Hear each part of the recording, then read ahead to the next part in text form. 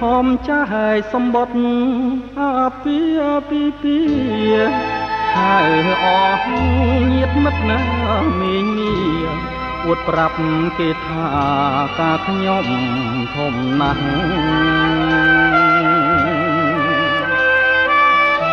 ថ្ងៃលើកចំនួនគេជួនដេដាំងខ្ញុំដើររឹកដូចអង្គម្ចាស់សបាយចិត្តណាស់គេបាំងឆាត់ឲ្យ